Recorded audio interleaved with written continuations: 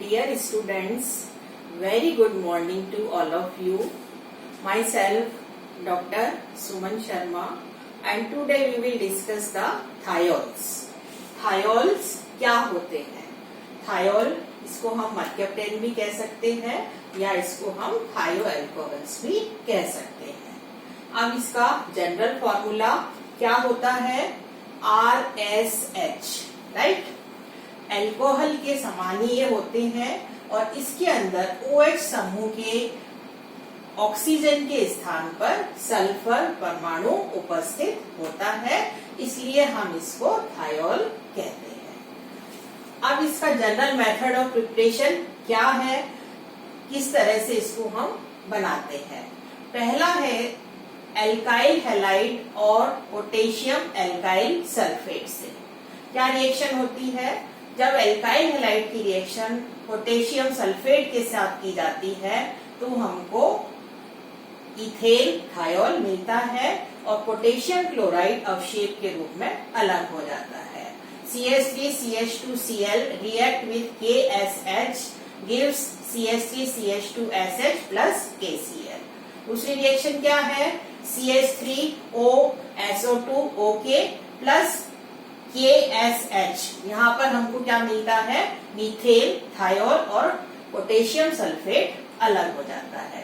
तो ये तो है आपका एल्काइल हैलाइड और पोटेशियम एल्काइल सल्फेट से थायोल्स की प्रिपरेशन। सेकंड जो प्रिपरेशन है वो क्या है?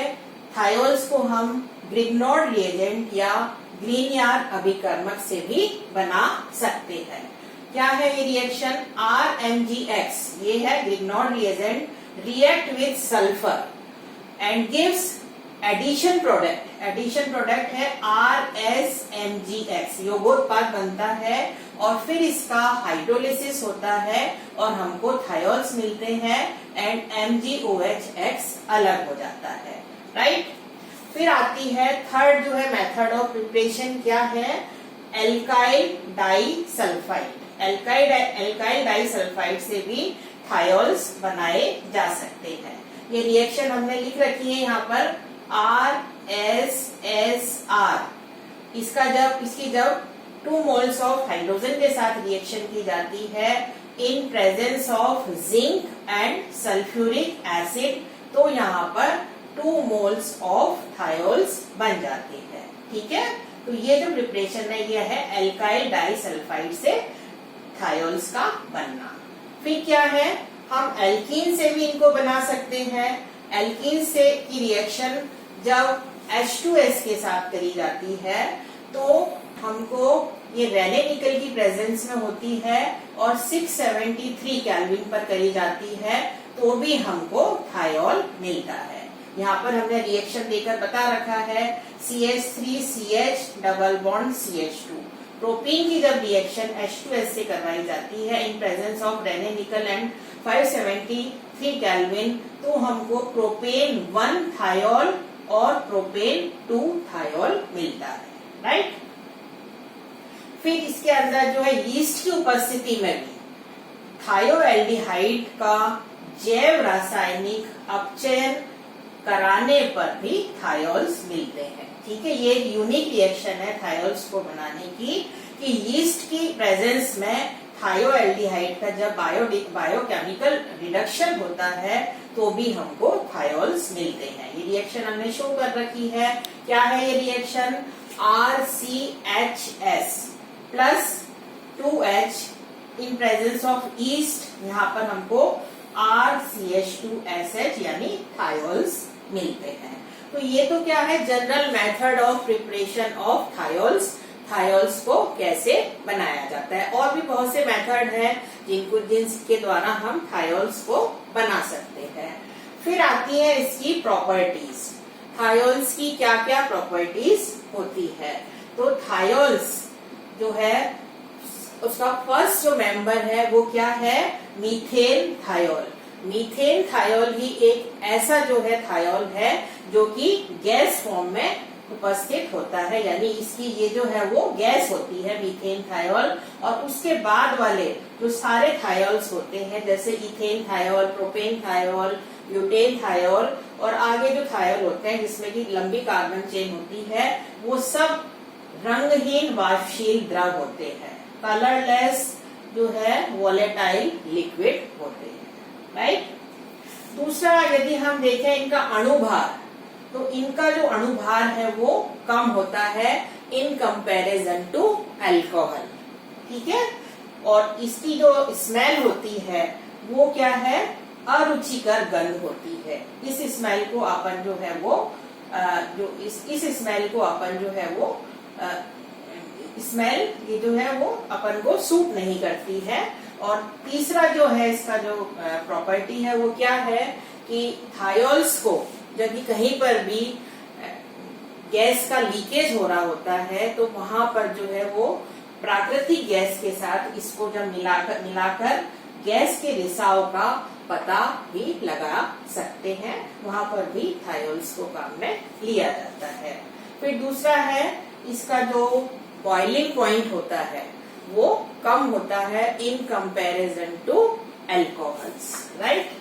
और यदि हम इसकी सॉल्युबिलिटी की बात करें कि विलयता थायोल्स की कैसी होती है, तो जल के अंदर जो थायोल्स हैं वो कम सॉल्युबल होते हैं और कम विलय होते हैं। इसका कारण क्या है, हम जानते हैं कि इसके अंदर हाइड्रोजन बॉन्डिंग नहीं होती है, जबकि अल्कोहल के अंदर हाइड्रोजन बॉन्डिंग प्रेजेंट होती है, इस कारण से वो वाटर सॉल्युबल होती है। तो ये तो इसकी प्रॉपर्टीज हो गई। अब हम क्या पढ़ेंगे कि केमिकल रिएक्शंस, थायोल्स की क्या क्या केमिकल रिएक्शंस होती हैं। हम ये बताते हैं कि थायोल्स जो है उनका कैरेक्टर एसिडिक होता है, अम्लीय गुण प्रदर्शित करते हैं। तो अम्लीय गुण अल्कोहल की तुलना में ये अधिक अम्लीय होते हैं। क्यों, इसके क्या कारण है? पहला है सल्फर का बड़ा आकार व अधिक ध्रुवणता, ठीक है। इसका जो साइज है सल्फर का in comparison to oxygen large होता है और ये जो है ये हाईली पोलर इन नेचर होते हैं। दूसरा कारण क्या है इनका एसिडिक कैरेक्टर का? थायोल्स आयन का एल्कोक्साइड आयन से अधिक स्थायित्व होता है। इनकी जो स्टेबिलिटी होती है वो एल्कोक्साइड आयन से अधिक होती है, इस कारण से ये एसिडिक कैरेक्टर शो करते हैं, ठीक है। और तो ये तो हमने बताया कि इनका acidic character in comparison to alcohol अधिक होता है। फिर सेकंड क्या है केमिकल रिएक्शन इनकी? ये भारी धातु ऑक्साइड व धातु लवणों से अभिक्रिया करके थायोल मर्केप्टाइड बनाते हैं, ठीक है। ये हमने इस रिएक्शन देकर बता रखा है। धातु ऑक्साइड जो है यहाँ पे लिख रखा है हमने 2RSH, ठीक है। इसकी रिएक्शन जब HgO के साथ करवाई जाती है तो यहाँ पर थायोल मर्केप्टाइड बनते हैं RSHGSR प्लस H2, ठीक है। तो ये जो है ये आपका थायोल मर्केप्टाइड बन गया है। फिर इसकी और जो क्या है इसकी केमिकल रिएक्शंस, इसको हम जब एसिड क्लोराइड या कार्बोक्सिलिक एसिड से अभिक्रिया करवाते हैं तो थायो एस्टर्स बनते हैं, ठीक है। ये है RC≡OH। जब इसकी रिएक्शन हम थायोल से करवाते हैं R-SH, इसका जब हाइड्रोलिसिस होता है तो यहाँ पर थायो एस्टर्स बनते हैं और पानी निकलता है। और ये जो रिएक्शन है ये रिवर्सिबल रिएक्शन है, ठीक है। फिर हम और देखते हैं कि और कौन कौन सी रिएक्शंस होती हैं थायोल्स के साथ में। तो थायोल्स जो है वो एल्डिहाइड और कीटोन के साथ भी अभिक्रिया करते हैं। अम्ल की उपस्थिति में संघनन अभिक्रिया देते हैं, ठीक है। एल्डिहाइड और कीटोन के साथ जो है एसिड की प्रेजेंस में ये कंडेंसेशन रिएक्शन देते हैं और फाइनल जो प्रोडक्ट है वो क्या बनता है? थायो एसीटल और थायो कीटेल बनते हैं, ठीक है। ये हमने इस रिएक्शन के अंदर बता रखा है। पहली जो रिएक्शन है वो है एल्डिहाइड से RCCH≡O plus 2R-SH in presence of acidic media, या इसका जो है वो एसिड कंडेंसेशन होता है। तो यहाँ पर थायोएसिटल बनता है। RCHSR'। यहाँ पर हम थायोल्स के 2 मोल काम में लेते हैं, तो थायोएसिटल का फॉर्मेशन होता है। दूसरी जो रिएक्शन है उसके अंदर जब हम कीटोन से इस रिएक्शन को करवाते हैं तो हमको थायोकीटेल मिलता है। ये रिएक्शन हमने यहाँ पर शो कर रखी है। RC≡OR plus 2 moles of thiols, इनका जब एसिड कंडेंसेशन होता है तो हमको थायोकीटेल मिलते हैं और पानी अलग हो जाता है। ठीक है, तो ये क्या है, थायोल्स की रिएक्शन जो है वो कार्बोनाइल कंपाउंड के साथ बताई है। उसके बाद में और इसकी रिएक्शन जो है वो एल्काइल हैलाइड से होती है। जब थायोल्स की रिएक्शन एल्काइल हैलाइड से करवाते हैं तो भी थायोएस्टर्स बनते हैं। फर्स्ट जो रिएक्शन है वो क्या होती है, जब RSH की रिएक्शन जो है वो NaOH से करवाई जाती है तो RS minus Na and water बनता है, और ये जो आपकी जो आयनिक स्पीशीज है फिर ये जो है एल्काइल हैलाइड के साथ CH3CH2Br के साथ रिएक्ट करके थायोएस्टर बनाती है और सोडियम ब्रोमाइड अलग हो जाता है। ठीक है, ये हमने इसका मैकेनिज्म भी समझा रखा है। फिर और क्या होती है इसकी फर्दर रिएक्शन, ये क्या है, विसल्फ्यूरीकरण यानी डीसल्फ्यूराइजेशन के द्वारा थायो एल्कोहल्स या थायोल्स एल्केन बनाते हैं। ठीक है, जब इनका डीसल्फ्यूरेशन होता है थायोल्स का तो हमको एल्केन्स मिलते हैं। ये रिएक्शन हमने दे रखी है। RSH रेनेनिकल जो है कैटलिस्ट यहाँ पे काम में लिया जाता है। जब इसको गर्म करा जाता है तो RH प्लस निकल सल्फाइड अलग हो जाता है। RH मीन्स एल्केन फॉर्मेशन होता है। फिर और क्या रिएक्शन होती है थायोल की, इसका जब ऑक्सीडेशन किया जाता है तो हमें यानी कहने का मतलब ये है कि इन कंपैरिजन टू एल्कोहल्स जो थायोल्स है वो ऑक्सीडाइज होकर के थायोल डाइसल्फाइड बनाते हैं। ठीक है, अल्कोहल की तुलना में ये आसानी से ऑक्सीकृत हो जाते हैं, और सामान्य जो है वो ऑक्सीकारक हम क्या चीज होती है, वायु होती है, हेलोजन या H2O2। ठीक है, ये जो है आपके नॉर्मल ऑक्सीडेंट है, इसके द्वारा जो है वो थायोल डाइसल्फाइड बनता है। ये हमने इस रिएक्शन के अंदर शो कर रखा है। 2 moles of thiol in presence of वायु एंड Br2, तो यहाँ पर हमको डाइसल्फाइड जो है वो मिलता है। ठीक है, ये इस रिएक्शन के अंदर हमने बता रखा है। तो ये इसकी क्या है, काफी इंपॉर्टेंट रिएक्शंस है जो कि थायोल्स देता है, और ये हमने आपको समझाई है। ठीक है, अब यदि हम ये बात करें कि थायोल्स के क्या यूजेस हैं या इसकी क्या अकरेंस है, क्या इसकी उपयोगिता है, तो क्या बताएंगे हम कि पहला जो कैरेक्टर है वो क्या है, thiols occur naturally such as onions and garlic oil. ठीक है, ये क्या है, अनियंस और गार्लिक ऑयल के अंदर जो है नेचुरली जो है वो उसके अंदर ये नेचुरली प्रेजेंट होती है, थायोल्स होते हैं।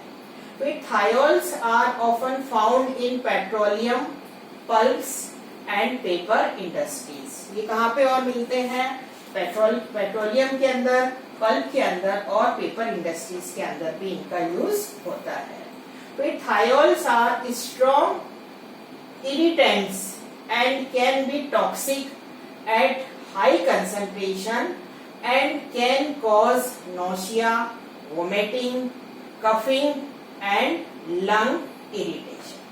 ठीक है, इसकी जो स्मेल है वो काफी पंजेंट होती है, और इस कारण से जो है वो हमको जो है ये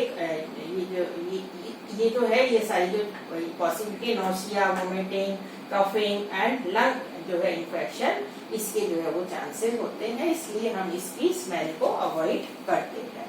With the active substance in onions, garlic oils and other member of allium families are allyl sulfides have many health benefits. ठीक है, जैसा कि हमने अभी ऊपर बताया था कि ये नेचुरली जो है इनकी अकरेंस होती है अनियन और गार्लिक ऑयल के अंदर, तो इससे जो है हमारी जो ह्यूमन हेल्थ है उसको बहुत फायदा होता है। क्या क्या जो है मैनी हेल्थ बेनिफिट्स, कौन कौन से हेल्थ बेनिफिट्स होते हैं? फर्स्ट है including protection against cancer, right, lower cholesterol and reduce the risk of blood clots and heart disease. ठीक है, तो ये इसका एक बहुत ही इम्पोर्टेंट रोल है जो कि अपनी ह्यूमन बॉडी को इफेक्ट करता है। इससे हमको जो है कैंसर का ये जो है कैंसर के अगेंस्ट जो है वो फाइट करता है। दूसरा, इससे कोलेस्ट्रॉल लो होता है। फिर इसके अंदर जो आपका ब्लड क्लॉटिंग है उसकी जो टेंडेंसी है वो कम हो जाती है और हार्ट डिजीज को भी ये रोकने में मदद करता है। ठीक है, फिर इसका जो उपयोग है वो हम वेट डाइस के जो सिंथेसिस है उसके अंदर भी इसको हम काम में लेते हैं। ठीक है, और इसका जो लास्ट हम यहाँ पे बता रहे हैं इसका उपयोग क्या है, इसको हम निंद्रा कारक पदार्थ बनाने के भी काम में लेते हैं। ठीक है, तो ये क्या है, इसके यूजेस हैं। तो आज हमने आपको थायोल्स के बारे में बता दिया है। अब नेक्स्ट टर्म पर हम जो है वो थायो ईथर्स के बारे में पढ़ेंगे। Thank you very much students.